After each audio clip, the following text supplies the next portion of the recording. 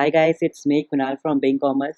So guys, आप भी अगर अभी क्लास 10th को पास आउट हो गए हो तो और आप क्लास 11th में आए हो तो आपके दिमाग में अभी ये क्वेश्चन ज़रूर घूम रहा होगा, क्या मुझे कॉमर्स के साथ मैथ्स लेना चाहिए या फिर नहीं लेना चाहिए?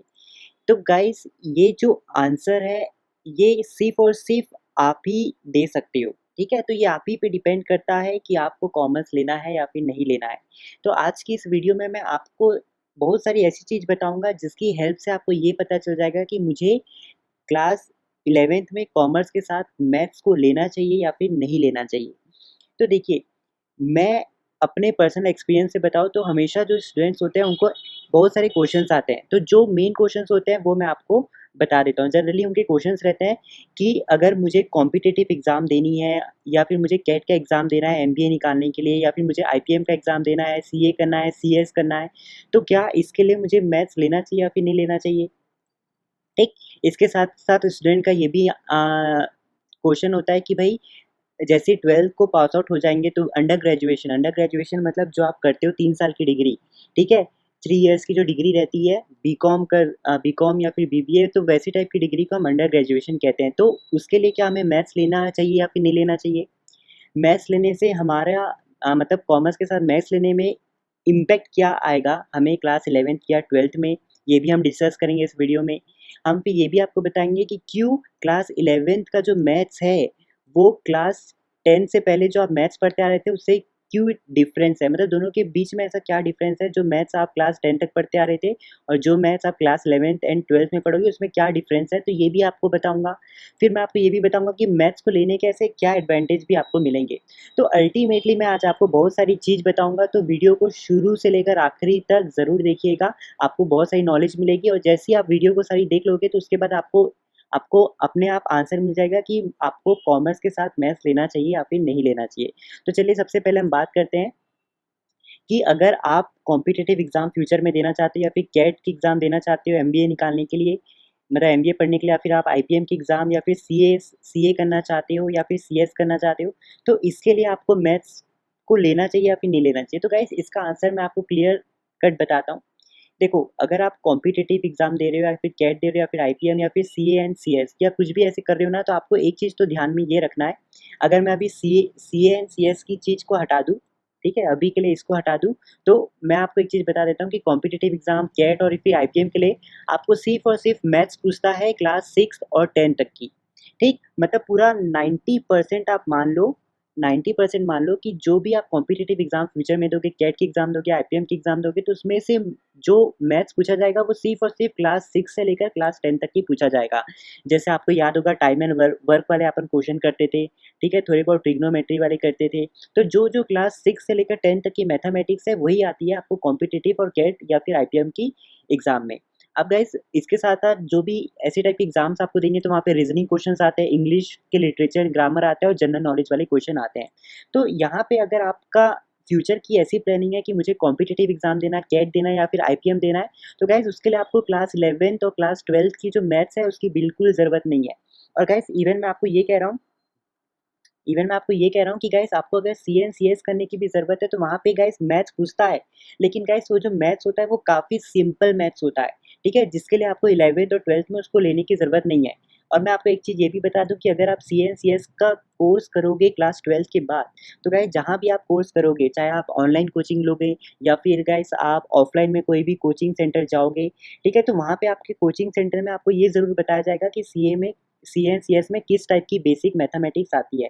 तो वही आपको वहाँ पे बता देंगे और वही आपको सॉल्व करके जाना है, पढ़ के जाना है, जिससे आपका सीएनसीएस निकल जाएगा। ठीक है? तो अल्टीमेटली आपने ये देखा यहाँ पे कि कॉम्पिटिटिव एग्ज़ाम या फिर एमबीए के लिए आपको कैट की प्रिपरेशन करनी पड़ेगी या फिर आईपीएम या फिर सीएनसीएस के लिए जो क्लास 11th और क्लास 12 की जो मैथ्स है, वो इतनी इम्पोर्टेंट नहीं है, मतलब ना भर के लिए है। लेकिन हाँ, सीएनसीएस के लिए आपको क्लास 11th और 12 की मैथमेटिक्स ज़रूरत पड़ सकती है, लेकिन बहुत बेसिक पड़ेगी और मैं कहता हूँ कि आपकी कोचिंग सेंटर में जब आप जाओगे तो वहाँ पे आपको वो बता देंगे कि कैसी टाइप की मैथ्स आती है और वो इवन आपको पढ़ा देंगे कि किस टाइप की मैथ्स की प्रिपरेशन आपको करनी है। वहाँ से आपको पूरा नॉलेज मिल जाएगा मैथमेटिक्स का सीएनसीएस के लिए। तो अल्टीमेटली आपको क्लास 11th एंड 12th की ज़रूरत नहीं है इस वाले टॉपिक में।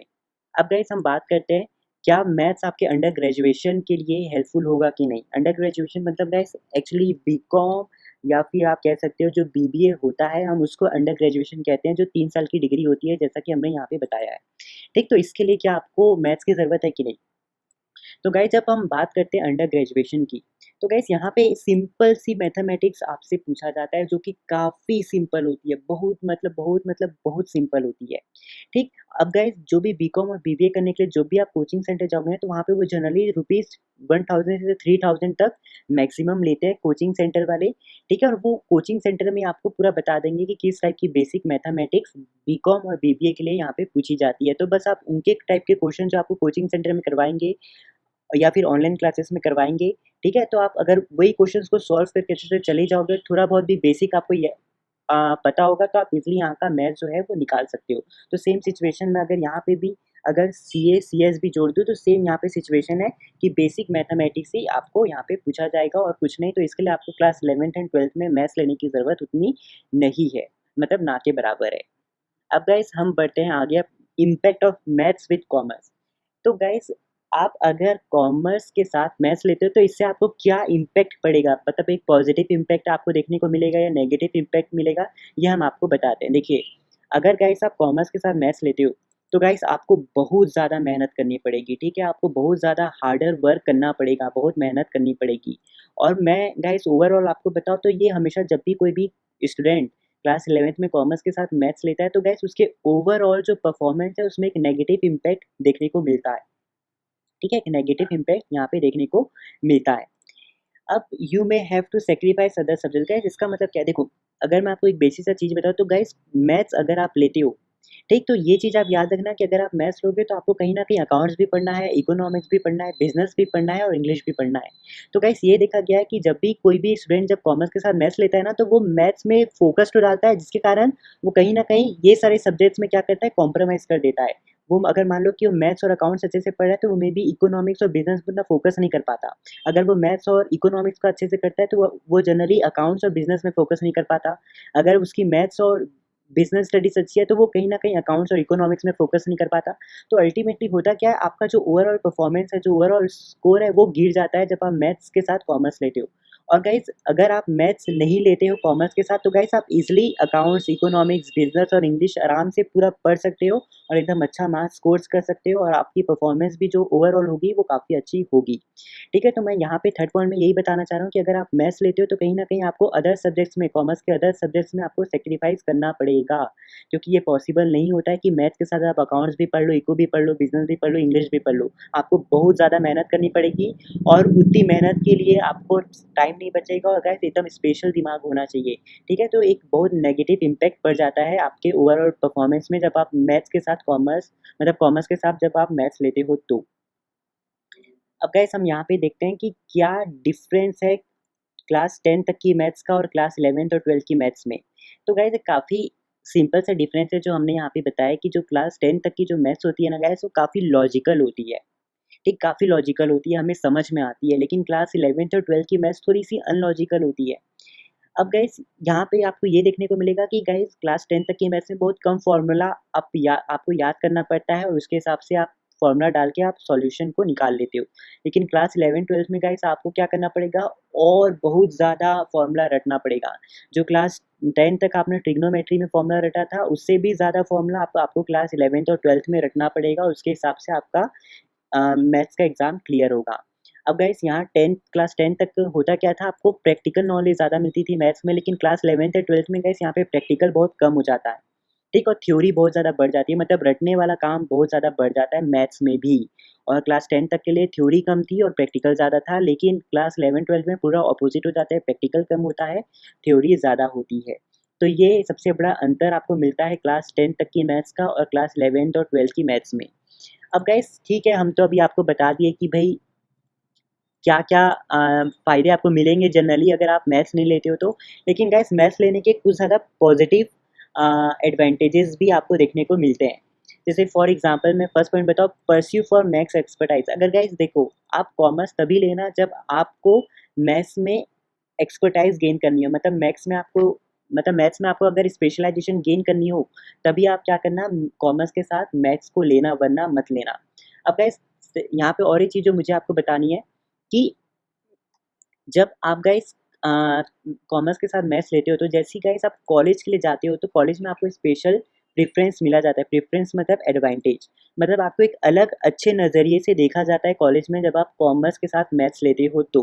देखो फॉर एग्ज़ाम्पल अगर यहाँ पे एक पर्सन है सनी और यहाँ पे एक पर्सन है बेंचो, ठीक? तो सनी और बेंचो दोनों एक कॉलेज में गए एडमिशन के लिए, तो सिचुएशन कॉलेज में ये हो गई कि एक ही सीट बाकी थी और एक सीट में सनी का भी 85% आया है, बेंचो का भी 85% आया है।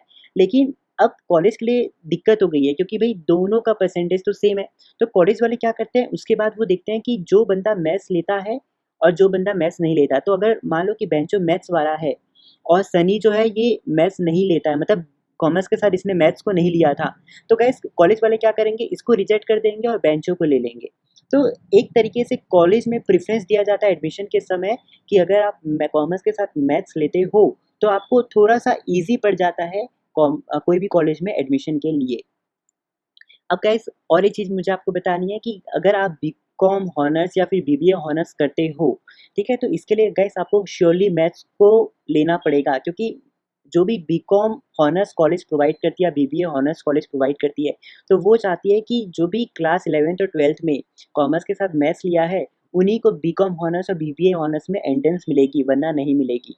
जैसे गाइस फॉर एग्ज़ाम्पल अगर मैं अपना एक्सपीरियंस बताऊँ, तो मैं खुद क्लास 12th में कॉमर्स के साथ मैथ्स लिया था और मेरी हालत तो काफ़ी पंचर थी। मैं आपको ये भी बता देता हूँ कि सिर्फ़ मैं 1 नंबर से पास हुआ था क्लास 12th के बोर्ड एग्ज़ाम में, ठीक है? लेकिन गाइस आज मैं आपको ये चीज़ क्लैरिफ़ाई कर देता हूँ कि जिस स्टेट में मैं आज हूँ, ठीक है? मेरी स्टेट जो है छत्तीसगढ़ और यहाँ का जो सबसे बड़ा कॉलेज है, वहाँ पे मेरा एडमिशन हो गया है, ठीक? वहाँ पे मैं बीकॉम हॉनर्स कर रहा हूँ। लेकिन जो मेरा कॉलेज है गाइस, वो सिर्फ़ और सिर्फ़ गाइस एडमिशन जो भी कॉलेज का एडमिशन होता है, वो उसके हिसाब से उस एंट्रेंस के एग्ज़ाम के अनुसार वो क्या करता है, अपने कॉलेज में एंट्रेंस देता है। तो गाइस जो एंट्रेंस एग्ज़ाम था वो मैंने कॉलेज का अच्छे से निकाल लिया था जिसके कारण मेरा एडमिशन हो गया, ठीक? तो अब गाइस मेरा my personal point of view ये रहेगा और गाइस मैं ये भी बता दूँ कि जो मेरा पर्सनल पॉइंट ऑफ व्यू है, ये कहीं न कहीं बहुत सारे लोग से भी मुझे मिला है। मतलब एक्चुअली जो हमारी आप जानते होंगे कि हमारे इंस्टाग्राम में जो हमारे फॉलोअर्स हैं, हमने इनसे भी पूछा, फेसबुक में आप जान सकते हो हमारे पास 86,000 फॉलोअर्स हैं, तो हमने इनसे पूछा, ठीक है, कि क्या जो भी अभी नए स्टूडेंट आएँगे, तो क्या हमें उन्हें बोलना चाहिए कि वो कॉमर्स के साथ मैथ्स लें कि नहीं लें? इन सभी का मतलब आंसर ये आया कि भई अगर आपको मतलब इन सभी का आंसर ये आया कि अगर आपको लगता है कि आप कॉमर्स के साथ मैथ्स लेके अच्छे से निकाल सकते हो, हार्ड वर्क कर सकते हो तभी लो, वरना मत लो, नहीं तो लाइफ़ झंड हो जाएगी। और गाइस एक्चुअली मेरी भी लाइफ़ में यही हुआ क्लास 12th में कि मेरी भी लाइफ़ काफ़ी पंचर हो गई थी जब मैंने मैथ्स को लिया, क्योंकि मैथ्स को लेने के बाद सिचुएशन ये हो रही थी कि मैं जैसा आपको बताया कि आप बाकी सब्जेक्ट्स में फ़ोकस नहीं कर पा रहे थे, तो सेम मेरे साथ भी हो रहा था कि मैं बाकी सारे मेन जो कॉमर्स के सब्जेक्ट थे इसमें फ़ोकस नहीं कर पा रहा था। तो सही कहीं न कहीं गाइस आपको ये चीज़ ध्यान में रखनी है कि मतलब बहुत सारे फैक्टर्स आपको यहाँ पे ध्यान में रखना है जो मैंने अभी आपको बताया कि अगर मतलब आपकी गाइस देखो मैं आपको एक चीज़ बताऊँ, मैं भगवान नहीं हूँ, ठीक है? आप सभी का अपना एक विज़न होता है, ठीक है? आपका खुद का विज़न है। मैंने यहाँ पे लिखा है डिपेंड्स अपॉन योर विज़न, आपके विज़न के पे डिपेंड करता है। अगर गाइस आप सीए, सीएस ले रहे हो तो मैंने अभी आपको बोला कि क्लास 11th और 12th में आपको ज़रूरत नहीं है तो मत लो, ठीक? अगर गाइस मान लो कि अ, आपको अगर बीकॉम हॉनर्स करना है बहुत अच्छी कॉलेज से तो वहाँ पे उन लोग मैथ्स को माँगेंगे तो वहाँ पे आपको क्या करना है, मैथ्स को लेना पड़ेगा। तो यहाँ पे गाइस मैंने आप सभी को बहुत सारे फैक्टर्स को एक्सप्लेन कर दिया है, जिसकी हेल्प से आपको ये पता चल जाएगा अभी कि आपको मै कॉमर्स के साथ मैथ्स लेना चाहिए या फिर मैथ्स नहीं लेना चाहिए। और ये पूरा चीज़ डिपेंड करता है आपके फ्यूचर के विज़न में, जो बनना चाहते हो आप, उस पे डिपेंड करता है ये। अगर मान लो कि आपको सिर्फ़ एमबीए करना है, तो गाइस एमबीए करने के लिए आपको कैट की ज़रूरत है। कैट के लिए मैंने अभी आपको बताया सिर्फ़ क्लास 6 से 10 तक की मैथ्स को पूछता है। तो उसके लिए आपको क्लास 11th और 12th में मैथ्स की ज़रूरत नहीं है। तो होपफुली ये जो मैंने अभी सारी पॉइंट्स आपको बताए, इस पॉइंट्स की हेल्प से आप ईज़िली आंसर दे पाओगे अपने आप को कि आपको क्लास 11th में कॉमर्स के साथ मैथ्स लेना चाहिए या फिर नहीं लेना चाहिए। और गाइस मेरा पॉइंट ऑफ व्यू तो यही रहेगा कि अगर आप अच्छे से कर सकते हो तभी लो, वरना मत लो गाइस, लाइफ़ पूरी झंड हो जाती है। आपका ओवरऑल परफ़ॉर्मेंस पता है पूरा डम गिर जाता है, ठीक है? तो इसी के साथ गाइस ये जो वीडियो होती है ख़त्म होती है, और आपको अगर ये वीडियो ज़रूर पसंद आए तो प्लीज़ इसे लाइक, सब्सक्राइब एंड शेयर कीजिए। और कहीं न कहीं गाइस मैं आपको ये भी कहूँगा, हमारे इंस्टाग्राम में फॉलो कीजिए। आप जैसे कॉमर्स वाले स्टूडेंट, हमारे पास यहाँ पे सारे कॉमर्स वाले स्टूडेंट हैं, आप देख सकते हो, ठीक है? और गाइस आप हमें फेसबुक में भी फॉलो करो, सारे कॉमर्स वाले स्टूडेंट, आप जैसे सारे कॉमर्स वाले स्टूडेंट यहाँ पे आपको मिलेंगे, ठीक है? तो गाइस इसी के साथ मैं चलता हूँ, बाय।